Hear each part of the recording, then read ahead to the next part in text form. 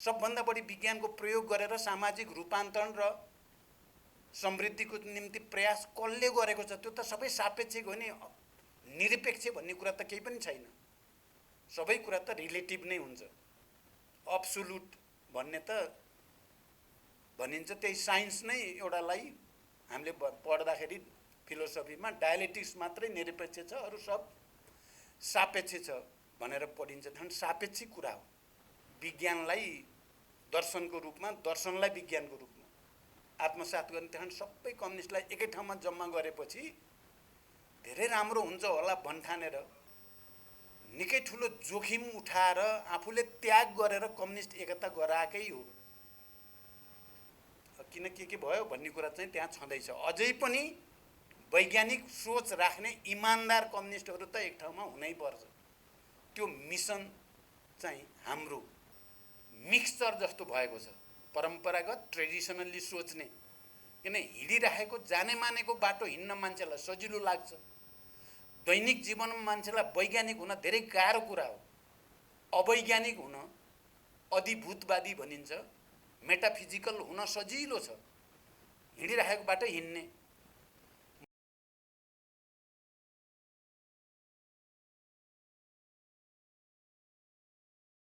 गर्दै आउनुभएका साथीहरू, सबभन्दा पहिला त म अल्टरनेटिभ फाउन्डेसनलाई धन्यवाद भन्न चाहन्छु। तपाईहरुले जे भए पनि यो विषयमा राजनैतिक नेतृत्वलाई बोलाएर विज्ञान तथा सूचना प्रविधि सम्बन्धी नीति संवादको सुरुवात गर्नुभएको छ। यो राम्रो सुरुवात हो र मैले अहिले सबै नेता साथीहरूको कुरा सुने र यसले भरे राज्यलाई, राजनीतिक नेतृत्वलाई विज्ञान प्रविधिको प्रयोगको निम्ति अलिअलि दबाब, अलिअलि उत्प्रेरणा दुईटै दिनेछ भन्ने महसुस मैले त्यहाँ कुरा सुन्दै जाँदा गरेँ। यस अर्थमा पनि फाउन्डेसन धन्यवादको पात्र भएको छ र प्रकाश विकल्पले विकल्प के हुन सक्छन् भन्ने बारेमा, नेपालको आर्थिक विकल्प के हुन सक्छ, सामाजिक राजनीतिक भन्नेमा पनि आफूले लेख रचना मार्फत, पुस्तक मार्फत पनि चर्चा परिचर्चा गराउँदै आउनु भएको छ। आज फाउन्डेसनकै तर्फबाट यो संवाद, नीति संवाद चाहिँ आयोजना गरेर राम्रो काम नै भएको छ भन्ने मलाई लाग्छ। तर यो विषयमा बोल्न गाह्रो महसुस भयो मलाई। अहिले घनश्यामजीले भने जस्तो धेरै ठुलो विषय हो यो 5-7 मिनटमा बोल्न धेरै कठिन विषय हो यो चाहिँ। त्यसकारण यो ठुलो विषयमा हामीले व्यापक रूपमा भरे छलफल गर्दै जाने, निष्कर्ष निकाल्दै जाने त हुन्छ नै। यो सुरुवात हो र ठिक ढङ्गले अगाडि जाओस् भन्ने शुभकामना दिन चाहन्छु। विज्ञान र प्रविधि भनेको मानिसहरूको विकास प्रक्रियामा उनीहरूको आवश्यकता बोधसँग सम्बन्धित चिज हो। मानिसहरूले जति आवश्यकता बोध गर्दै गयो, त्यही आवश्यकतामा आधारित भएर आविष्कारहरू हुँदै गए र प्रारम्भिक समयदेखि प्रिमिटिभ सोसाइटी जसलाई भनिन्छ र आजको अत्याधुनिक विज्ञान प्रविधिको युग अथवा सूचना प्रविधिको युग भनिन्छ आज 21औं शताब्दी, यहाँसम्म आउँदाको निचोड के हो भने मानिसहरूले जहाँ आवश्यकता महसुस गरेका छन्, आविष्कार त्यहीँबाट सुरु भएको छ। विज्ञानले के, किन, कसरी भन्ने कुराको जवाब खोज्दै जाँदा आज डिजिटलाइजेसनसम्म आयो। मानिसहरूको उत्पादक शक्ति र उत्पादन सम्बन्धको विकास पनि आजको चरणसम्म आइपुग्यो।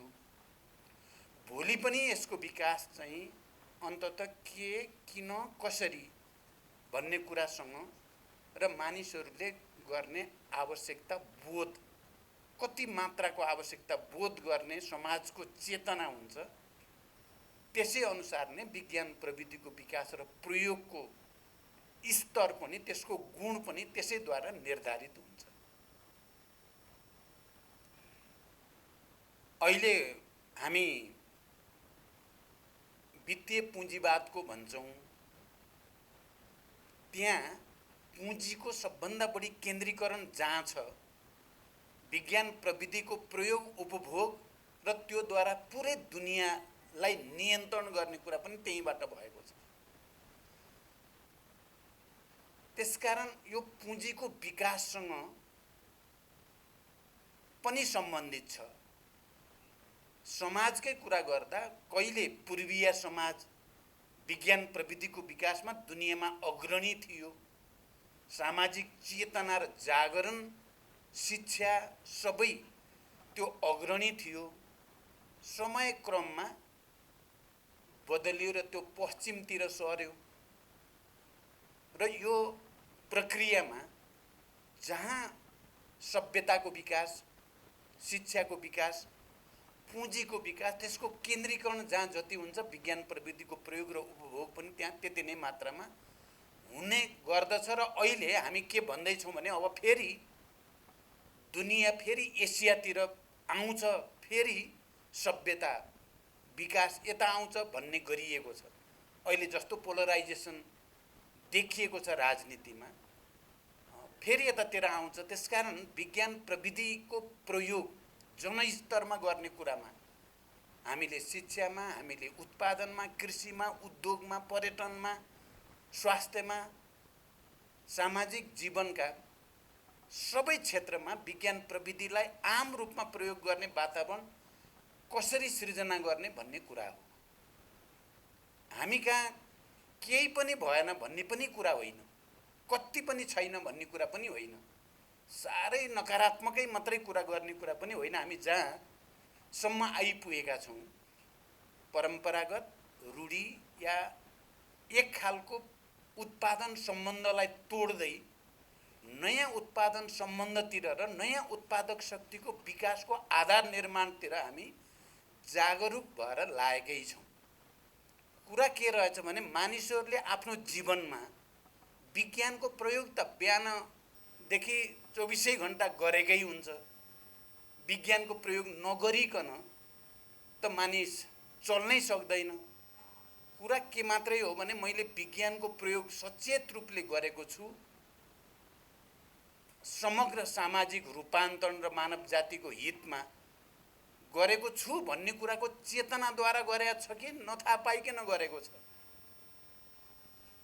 मानिसहरूले, प्रत्येक मानिसले प्रोडक्सन रिप्रोडक्सन भन्छ नि, उत्पादन र पुनरुत्पादनको क्रिया त गरेकै हुन्छ। मानिसहरूले बच्चा जन्माउने, हुर्काउने काम त गरेकै हुन्छन्। तर मानिसको शरीर विज्ञान के हो भन्ने कुरा बुझेर चाहिँ बच्चा जन्माउने र हुर्काउने गरेछ कि नबुझिकन गरेछ? गर्न त मान्छेले उत्पादन र पुनरुत्पादन त गरिराखेकै हुन्छन् नि। त्यसकारण हामी कहाँ समस्या मैले के देख्छु भने नेपालमा ठुल्ठुला परिवर्तनको निम्ति जनस्तरबाट आन्दोलन भए, क्रान्तिहरू भए, ती विज्ञानमा आधारित भएकै कारणले केही सफलता प्राप्त गरेका हुन्, विज्ञान विरोधी भएको कारणले होइन। तर ती सम्पूर्ण रूपमा क्रान्तिको रूपमा नेपालमा अहिलेसम्म राजनीतिक क्रान्ति, पूर्ण क्रान्तिको रूपमा सापेक्षिक रूपले हुन सकेका छैन। प्रत्येक क्रान्ति कम्प्रोमाइजमा टुङ्गिएका छन् र त्यो कम्प्रोमाइजसँगै चाहिँ फेरि वर्गहरूको बिचमा जो अलि सम्पत्तिशाली वर्ग छ, धनी वर्ग छ, क्रान्ति परिवर्तन गर्दा धनीले गरेका छैन, पुँजीपतिहरूले, धेरै सम्पत्ति भएका करोडपति अरबपतिहरूले त क्रान्ति गरेका छैन, परिवर्तन ल्याएका छैनन्। ती श्रमजीवीले या मध्यम वर्गले या सम्पत्तिहीनहरूको विद्रोहबाट नै क्रान्ति भएका छन्। तर जब ती क्रान्ति कम्प्रोमाइजमा टुङ्गिनु पर्ने परिस्थिति बन्छ धेरै कारणले, अनि त्यसपछि सम्पत्तिशाली वर्ग जसको अनुभव, जसको पुँजीको तागत, जसको सत्ताको तागत, त्यसलाई परिचालन गर्ने अनुभवसँग त्यो कम्प्रोमाइज गरेर आएको क्रान्तिकारी शक्ति भनौँ या विज्ञानलाई प्रयोग गर्ने शक्तिको संसर्ग हुन्छ। अहिले घनश्यामजीले एउटा भाषामा भन्ने गर्नुभएको छ, दलाल पुँजीपति या नोकरशाही पुँजीपतिहरूसँग राजनीतिक नेताहरूको संसर्ग, यसलाई नकारात्मक रूप मात्रैबाट हेर्न हुन्छ भन्ने मलाई लाग्दैन। मैले एउटा ठुलो क्रान्ति र विद्रोहको नेतृत्व गरेर देशलाई सङ्घीय लोकतान्त्रिक गणतन्त्रसम्म ल्याउने भूमिकामा प्रमुख पदमा बसेर त्यसको नेतृत्व गरेको नाताले मैले जे महसुस गर्छु, किन त्यसलाई निरन्तर वैज्ञानिकीकरण गर्न सकिएन? विज्ञानमा आधारित नभइकन त क्रान्ति यहाँसम्म पनि आउँदैन थियो। तर यति ठुलो परिवर्तनलाई फेरि जनताको दैनिक जीवनमा विज्ञानको प्रयोग गरेर उत्पादन र समृद्धिको नयाँ यात्रा, पुँजी निर्माणको नयाँ यात्रा, पुँजी निर्माणमा विज्ञान प्रविधिको आम प्रयोगको नीति बनाउन सकिएन भन्दा मैले बडो मार्मिक ढङ्गले के महसुस गर्छु भने लेनिनले समाजवादी क्रान्ति सम्पन्न गरेपछि, अक्टोबर क्रान्ति जसलाई भनिन्छ, 5-6 वर्षपछि एउटा डकुमेन्ट लेख्नु भएको छ। आफ्नै सत्ताको धज्जी उडाएर लेनिनले आफै सोभियत सत्ता भनेको विकृत, भ्रष्ट, यस्तो चाहिँ भएर जान्छ भन्ने थाहा पाएको भए भन्ने सम्मको कुरा लेनिनहरूले गर्न किन पर्यो होला भनेर चाहिँ आजभोलि मैले विचार गर्छु। हेर्दा हेर्दै ती पार्टीहरू जो त्याग, तपस्या, वीरता, बलिदान राष्ट्रको लागि, जनताको लागि, विज्ञानको लागि, विकासको लागि भनेर समर्पित हुने चेतनाहरू यो संसर्गसँगै कसरी विचलित हुँदा रहेछन्, कसरी विकृत हुँदै जाने प्रक्रिया तीव्रता लिँदो रहेछ भन्ने कुराको अनुभव बडो मार्मिक छ। यो सजिलोसँग जवाफ दिएर हुने कुरा छैन। यो एउटा निकै ठुलो फेरि एउटा नयाँ क्रान्तिको तयारीसँग सम्बन्धित छ। यो एउटा नयाँ विचारको विकाससँग सम्बन्धित छ। मैले के भन्न चाहन्छु भने, हुन त यो वर्ष राजनीतिक दलहरूका महाधिवेशन गर्ने, नयाँ नेतृत्व निर्माण गर्ने भन्नेमा बित्यो गएको वर्ष। तपाईहरुले पनि हेर्नु भएको होला। घनश्यामजीलाई म विशेष रूपले धन्यवाद भन्न चाहन्छु। जे भए पनि माओवादी महाधिवेशनमा वैचारिक, राजनैतिक, सांगठनिक, सांस्कृतिक र कार्यक्रमगत दस्तावेज प्रस्तुत भयो। तपाईहरुले त्यो दस्तावेज हेर्न पाउनु भएको छ कि छैन मलाई थाहा छैन। तपाई हेर्नुभयो भने त्यहाँ सबभन्दा बढी विज्ञान प्रविधिकै कुरा गरिएको छ। पुँजीवादको विश्लेषण र संश्लेषण गर्दा पनि, हिजोका क्रान्ति र प्रतिक्रान्तिका अनुभवहरूको निचोड निकाल्दा पनि, अहिलेको विज्ञान प्रविधि जसबाट एउटा डिजिटलाइजेसनको युग र ग्लोबलाइजेसनको युग एकातिरबाट आएको छ र त्योसँग लड्ने हामी श्रमजीवीहरूले विज्ञान प्रविधिलाई कसरी प्रयोग गरेर लड्न सकिन्छ भन्ने बारे चिन्तन गरिएको छ। पर्यावरण, क्लाइमेट चेन्ज, यो सबैको असर, त्यसलाई समाजवादीहरूले कसरी पक्रिनु पर्छ भन्ने कुरा पनि गरिएको छ। तपाईले भन्नुभयो के किन कसरी भन्ने कुराको नै जवाब छ। तर हाम्रो समाज अहिले जहाँनिर जुन चेतनामा छ, तपाईले वैज्ञानिकै कुरा गरे पनि तुरुन्तै त्यसलाई आत्मसातीकरणको स्तरमा जाने ठाउँमा छैन। त्यसको निम्ति एउटा ठुलो सङ्घर्ष, ठुलो बहस, ग्रेट डिबेटको खाँचो छ। र त्यो बहस हामीले चाहेको के भने विज्ञानलाई विश्व दृष्टिकोणको रूपमा अंगीकार गर्ने, स्वीकार गर्ने नेतृत्वले या पार्टीहरूले चाहिँ त्यो बहस सृष्टि गर्न आँट गर्नुपर्ने हुन्छ। र त्यो बहस सृष्टि गर्नको लागि त्यस्ता विचार भएकाहरू एक ठाउँमा केन्द्रित हुन जरुरी हुन्छ। हामीले अलग अलग गरेर त्यो शक्ति, किनभने विचारलाई भौतिक शक्तिमा रूपान्तरण गर्ने कुरा विज्ञानसँग नै सम्बन्धित कुरा हो।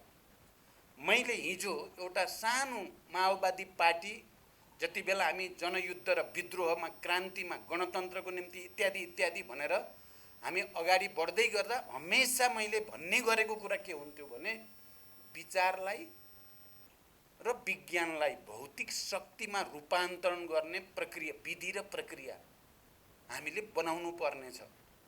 विचार भौतिक शक्तिमा रूपान्तरित भएन, विज्ञानलाई हामीले त्यो ढङ्गले प्रयोग गरेनौँ भने चाहिँ क्रान्ति सम्भव छैन। अहिले पनि कुरा के हो भने हामीले अहिले 21औं शताब्दीमा यो सूचना प्रविधिको युगमा, डिजिटलाइजेसनको युगमा हामीले विषय बुझ्न के विकास भएको छ दुनियाँमा र मानव जातिको सेवाको निम्ति विज्ञान प्रविधिको प्रयोग कसरी गर्न सकिन्छ भन्ने कुरा बुझ्न गाह्रो छैन, बुझ्न कठिन भएको होइन। मैले यो बीचमा केही आईटी कलेजहरूको निरीक्षण भ्रमण पनि गरेँ। त्यहाँ पढाउने टिचरहरू, त्यहाँ काम गरिरहेका इन्जिनियरहरू, आईटी एक्सपर्टहरूसँग मैले केही अन्तर्क्रिया गरेको छु। आजभोलि 8औं महाधिवेशनमा मैले विज्ञान प्रविधि र आजको युगका केही विशेषताहरू र अबको एउटा नयाँ समाजवादी आन्दोलन सृष्टि गर्नको लागि हामीले पक्रिनु पर्ने कुरा चाहिँ आईटी नै हो। यसमा पारङ्गत हासिल गर्न सकिएन भने र त्यसलाई प्रयोग गर्न सकिएन भने अबको क्रान्ति हुँदैन। यो लेनिनले जस्तो या मार्क्स एङ्गल्सले भने जस्तो या अरूले गरे जस्तो मात्रै स्थिति अहिले विश्वको छैन। त्यहाँ त्यो परिवर्तित परिस्थिति र विज्ञान प्रविधिको विकासले ल्याएको नयाँ चेतना, नयाँ सम्बन्ध, मानिसहरूको बिचको सम्बन्ध नयाँ भएको छ। आर्टिफिसियल इन्टेलिजेन्ससम्म आइपुग्दा दुनियाँ त अर्को ठाउँमा पुगेको छ। त्यो सबै हेर्दा नेपालमा फेरि चेतना र दिमागी तीक्ष्णताको हिसाबले नेपाली युवाहरू दुनियाँको कोही भन्दा नि कम छैनन् भन्ने अनुभूति गरेँ कि मैले। 2-3टा ती आईटी कलेजहरू र त्यहाँ भएका कामहरू र त्यहाँबाट उत्पादित इन्जिनियरहरू, एक्सपर्टहरू दुनियाँमा कसरी डिमान्ड भएको छ। त्यहाँ उत्पादन हुन पाउँदा नपाउँदै नेपाली वैज्ञानिकहरू अमेरिकामा, युरोपमा, जहाँ कहीँ पनि डिमान्ड भएको छ। किनकि उनीहरूले प्राप्त गरेको सफलता, उनीहरूको ज्ञान क्षमता, उनीहरूको पहलको क्षमता त्यति माथि छ। त हामी कहाँ गडबड कहाँ छ त भन्दा फेरि पनि राज्य र राजनीतिक नेतृत्वले विज्ञानलाई, प्रविधिलाई या वैज्ञानिक चेतनालाई आधार बनाएर काम गर्ने ठाउँमा आएको छैन।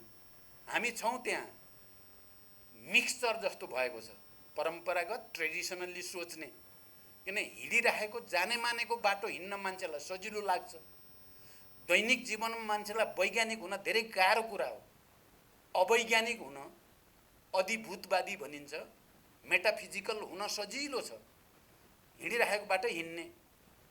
म यो संविधान बनाउने बेलामा राजनीतिक दलहरू र नेताहरूको बिचमा भएको डिबेट प्राय सम्झिराख्ने गर्छु। एक थरी साथीहरू जो हिजो नेपालमा गणतन्त्र सम्भव छैन छिटै या संविधान सभा सम्भव छैन भन्ने ठान्थे र 2 पिलर थ्योरी भनिन्थ्यो नि पोलिटिकल सिस्टमको हिसाबले, राजतन्त्र र प्रजातन्त्र भनिन्थ्यो, त्यहाँ बहुदलीय प्रजातन्त्र। ती साथीहरू संविधान बनाउने बेलामा ती पार्टीहरू र तिनका नेताहरू हमेशा यो परिवर्तनलाई संविधानमा संस्थागत गर्ने कुरामा स्केप्टिकल नै भए, सशङ्कित भए। यो उनीहरूले भनेको शब्द म सम्झिन्छु कि भाउतो ल्याइदिएर जाने मानेको गाविस ठिकै थिए नि, वडाहरू ठिकै थिए, यो युनिटारी र सेन्ट्रलाइज सिस्टम नै ठिकै थियो भन्ने उहाँहरूलाई लागि नै राख्यो। अहिले तपाईँ हामी हेऱ्यौँ भने स्ट्रगल त्यहाँ चलिराखेको छ, ठुलो डिबेट छ। नयाँ ऐन संविधानले डिमान्ड गरे अनुसारका ऐन बनाउन एक थरी पार्टी र नेताहरूलाई त्यो फलामको चिउरा भएको छ, त्यसलाई के गरी टार्ने होला, के गरी रोक्ने होला, पावर र अथोरिटी तल जाने, गाउँमा जाने, टोलमा जाने, प्रदेशमा जाने कुरालाई के गरी रोक्ने होला र त्यो सबै पावर फेरि पनि सेन्टरमै केन्द्रित गर्ने वातावरण बनाउने होला भन्नेतिर चिन्ता छ। तपाईहरुले सुन्नुभयो होला आजभोलि केही नेताहरूले त खुलेआम संहिता खारेज गर्नुपर्छ अब भनेर बोलेका छन् र त्यो जान खोज्ने, फेरि त्यो जाने भनेको फेरि निरङ्कुश राजतन्त्रको ठाउँमा जाने प्रवृत्ति हो। त्यसले लाने उही ठाउँमा हो फेरि फर्किँदै भने अर्को चाहिँ अझ मजबुत बनाउन पर्यो प्रदेश र स्थानीय तहलाई ऐनद्वारा संविधानको डिमान्ड अनुसार ऐनको व्यवस्था गरेर तिनीहरूलाई अझ व्यवस्थित अधिकार दिन पर्यो। प्राकृतिक साधन स्रोतमाथि स्थानीय जनता र समुदायको हक अधिकारलाई अझ मजबुतीका साथ स्थापित गर्न पर्यो र विकासको एउटा नयाँ समाजवादी मोडेल ल्याउन पर्यो भन्ने अर्को प्रवृत्ति छ। हामी त्यतातिर बल गरेका छौँ। हामी छिटै सबै त्यस्ता ऐनहरू जो संविधानले डिमान्ड गरेको छ ती ऐनहरू बनुन् र अथोरिटी तल दिने जसरी भनिएको छ संविधानमा बिना बेहिचक तिनलाई दिने वातावरण बनाइयोस्। त्यसो भएपछि आम जनता बिस्तारै वैज्ञानिक हुन्छन् भन्ने मेरो बुझाइ छ। फेरि बिस्तारै जनताले विज्ञान प्रविधिको उपभोग गर्न थाल्छन् र त्यहाँबाट जसरी ठुल्ठुला क्रान्तिहरूपछि कतिपय क्रान्तिकारी पार्टी र नेताहरूले विज्ञानलाई जनताको दैनिक कर्मसँग जोड्ने भनेर प्रयोग गर्ने ठुल्ठुला प्रयासहरू भए, पहलहरू भए, त्यसले निकै राम्रो नतिजा पनि दियो। त्यो वातावरण बन्न सक्छ। त्यसकारण लडाईँ अहिले पनि जारी छ। सबै राजनीतिक पार्टी र नेताहरू उस्तै छन् भन्ने एउटा नेरेटिभ जो बनाउन खोजिएको छ बडा डरलाग्दो छ भन्ने मेरो बुझाइ छ। सबै उस्तै होइनन्, छैनन्। त्यहाँ बहस छ, त्यहाँ डिबेट छ, त्यहाँ दुईटा आउटलुक छन्, त्यहाँ दुईटा प्रवृत्ति छन्, त्यहाँ दुईटा विचार छन्, दुईटा लाइन छन्। एउटा वैज्ञानिक ढङ्गले सोच्नुपर्छ भनेर बल गर्ने, एउटा त्यसलाई चाहिँ किनभने विज्ञान हावी भयो भने दलाल नोकरशाह पुँजीपति र त्यस्ता ती बिचौलियाहरूको चाहिँ हैसियत रहँदैन यो समाजमा। सिधै जनता मालिक हुन्छन् यो देशको। जनतालाई मालिक हुन नदिनेतिर बल छ। अर्को एउटा प्रवृत्ति छ जो जनतालाई नै वास्तविक मालिक बनाउनु पर्छ, त्यसको निम्ति विज्ञान प्रविधिको प्रयोग गर्नुपर्छ भन्ने विचार प्रवृत्ति छ। यो 2007 साल पछि पनि त्यो प्रवृत्तिको बिचमा लडाईँ देखियो। परिवर्तन र विज्ञानको पक्ष क्रान्तिमा जित्छ, सम्झौतामा हार्छ भएको छ जहिले पनि। 46 सालपछि जनयुद्ध र जनआन्दोलनपछि यी प्रक्रियाहरू जो छन् यो बारेमा हामीले गम्भीर रूपले सोच्नुपर्छ भन्ने मलाई लाग्छ। जे भए पनि आज यस खालको छलफल जो सुरु गर्ने प्रयास भएको छ यसलाई अझ व्यवस्थित, अझ योजनाबद्ध बनाउँदै यसलाई अभियानको रूपमा लाँदै गएर त्यो वर्ग र तत्त्व जसले जनतालाई अधिकार दिने भन्दा जनताको अधिकार खोज्ने र सीमित वर्गको हातमा केन्द्रित गर्न जमर्को गर्दैछ त्यसलाई परास्त गर्नको लागि सबै वैज्ञानिक क्षेत्रमा काम गर्ने सबै आईटी इन्जिनियरहरू या यो क्षेत्रमा काम गर्ने वैज्ञानिकहरू र हामी समाजलाई एउटा नयाँ बनाएर विकास समृद्धिको र सभ्यताको नयाँ यात्राको नेतृत्व गर्छौं भन्ने पार्टीहरू मिलेर एउटा आन्दोलन सृष्टि गर्न जरुरी छ। अब अघि हाम्रो गणेशजीले चाहिँ चिनिया पार्टीमा आउँदा मलाई बोलान भन्नु, म के मात्रै भन्छु भने कमरेडलाई त्यहाँ एउटा मान्यता बनाएको थिएँ मैले। विज्ञान प्रविधि, म पनि विज्ञान प्रविधिकै स्टुडेन्ट हुँ नि त। तपाईले म मात्रै भन्ने नठान्नुहोस् न हो। म पनि साइन्स र टेक्नोलोजीकै स्टुडेन्ट हुनुको नाताले मेरो ध्यान त्यहाँ छ र उहाँहरूसँग कुरा गर्दा पनि उत्पादन वृद्धिको निम्ति विज्ञान प्रविधिको विकास जसरी चिनिया समाजमा या अन्यत्र भएको छ, नेपालमा त्यो टेक्नोलोजीलाई चाहिँ कसरी ल्याउने र कृषि उत्पादन विकास गर्ने भन्ने चर्चा गरिएको छ। त्यसकारण साथीहरू, अब ज्ञान र विज्ञानको कुरा गर्दा असन्तोषबाट विज्ञानको विकास हुन्छ, सन्तोषबाट विज्ञानको अवरोध हुन्छ भनिन्छ। के भनिन्छ अरे एउटा मैले विज्ञान मर्दछ हाँसेर विज्ञान रोइ मर्दछ भनेर कसले लेखेछ? लक्ष्मी प्रसादले हो कि ए बालकृष्ण समले। त्यो एउटा साहित्यिक भनाइ होला, तर रियालिटी के हो भने विज्ञानले के किन कसरीतिर जान्छ। आनन्दसँग चाहिँ सब चाहिँ ढोका बन्द गरेर तपस्या गर्ने कुरालाई विज्ञानले छुट दिँदैन। यो किन भयो, कसरी भयो, यो कसरी हुन्छ हुँदैन भन्ने कुराको डिबेटतिर जान्छ। हामीले आज धेरै चिन्तित हुनुपर्ने कुरा छैन। हामीले आन्दोलन एउटा नयाँ सृष्टि गर्नको लागि बल गर्नुपर्ने हुन्छ। राजनीतिक नेतृत्वको हैसियतले मैले चाहिँ के भन्छु भने ठुल्ठुला प्रयोग यहाँ निरन्तरतामा क्रमभङ्ग भन्ने पनि यहाँ पनि प्रयोग भयो। मैले भन्दै पनि आएको छु, नेपालमा अलि वैज्ञानिक विचार राख्ने भने कम्युनिस्ट नै हुन्। विज्ञानलाई दर्शनको रूपमा, दर्शनलाई विज्ञानको रूपमा आत्मसात गर्ने त्यहाँ सबै कम्युनिस्टलाई एकै ठाउँमा जम्मा गरेपछि धेरै राम्रो हुन्छ होला भन्ठानेर निकै ठुलो जोखिम उठाएर आफूले त्याग गरेर कम्युनिस्ट एकता गराएकै हो। किन के भयो भन्ने कुरा चाहिँ त्यहाँ छँदैछ। अझै पनि वैज्ञानिक सोच राख्ने इमान्दार कम्युनिस्टहरू त एक ठाउँमा हुनै पर्छ।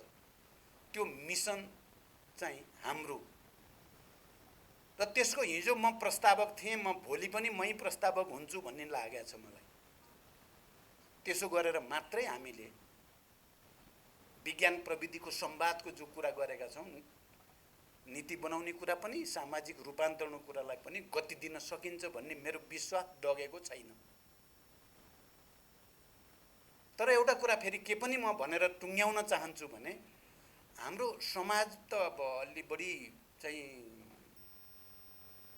यो एक खालको संस्कृति सोचमा हुर्किएको समाज छ। नयाँलाई ग्रहण गर्न सित्तिमिति नचाहने खालको छ नि त, अलि रूढी परम्परागत जाने मानेको बाटो मात्रै हिँड्न चाहने, नयाँ बाटोतिर जाँदा भनेपछि नचाहने छ। कारण नयाँ कुरा गर्यो भने त्यो माथि शङ्का गर्ने र त्यसलाई चाहिँ चारैतिर घेरा हालेर अगाडि बढ्न नदिने संस्कार पनि हामी कहाँ छ। आज विज्ञानकै कुरा भएको हुनाले यो प्रति पनि सबैको ध्यान जाओस्। कसले गर्यो त्यसलाई अगाडि ल्याउनु पनि त दायित्व होला नि वैज्ञानिकहरूको। वैज्ञानिक ढङ्गले सोच्ने साथीहरूले सबभन्दा बढी विज्ञानको प्रयोग गरेर सामाजिक रूपान्तरण र समृद्धिको निम्ति प्रयास कसले गरेको छ त्यो त सबै सापेक्षिक हो नि। निरपेक्ष भन्ने कुरा त केही पनि छैन। सबै कुरा त रिलेटिभ नै हुन्छ। अब्सोल्युट भन्ने त भनिन्छ, त्यही साइन्स नै एउटालाई हामीले पढ्दाखेरि फिलोसफीमा डायलेक्टिक्स मात्रै निरपेक्ष छ, अरू सब सापेक्ष छ भनेर पढिन्छ। झन् सापेक्षिक कुरा हो। सापेक्षिक रूपले तपाईँ हामी कहाँ भएका वैज्ञानिक राजनीतिक पार्टी र नेताहरूलाई अगाडि ल्याउन हामीले कति भूमिका खेल्यौँ भन्ने पनि विचारणीय छ। त्यो पनि हामी सबैले एकचोटि फेरि चिन्तन मनन गर्नुपर्ने कुरा छ भनेर पनि म राख्न चाहन्छु।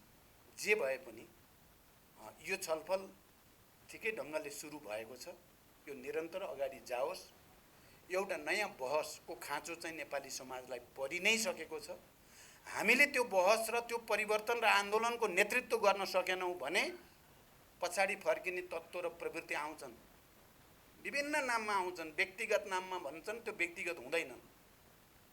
कतिपय मान्छे स्वतन्त्र भन्छन्, स्वतन्त्र भन्ने यहाँ कोही नै हुँदैन। अहिले स्वतन्त्र भन्ने हुँदैन मान्छे अहिलेको जमानामा र अहिलेको नेपालमा। त्यसकारण तपाईँ अगाडि बढ्नेवाला हो कि तपाईँ पछाडि हट्ने रोज्ने, सबैको लागि त्यो स्वतन्त्रता छ। अगाडि बढ्ने बाटो रोज्ने हो कि पछाडि फर्किने बाटो रोज्ने हो, अर्को बाटो अहिले भर्खरै मैले नेपालमा देख्दिनँ। हामी विज्ञान प्रविधिको कुरा गर्नेहरू अगाडि बढ्ने कुराको पक्ष पोषण गर्छौँ, त्यसको निम्ति बहस गर्छौँ, त्यसको निम्ति सङ्घर्ष गर्छौँ। आज सबै राजनीतिक पार्टीहरूलाई आज कङ्ग्रेस पनि यहाँ भइदिएको भए अझ राम्रो हुन्थ्यो यो उद्घाटन समारोहमा पनि। तैपनि तपाईँहरू पछि हुन्छन् भनेर भन्नुभयो। सबैलाई धन्यवाद भन्दै यो कार्यक्रमको सफलता र भरेसम्म पुग्दाखेरि तपाईँहरू एउटा राम्रो निष्कर्षसहित आउनुहोस्। शुभकामनासहित बिदा हुन्छु। धन्यवाद।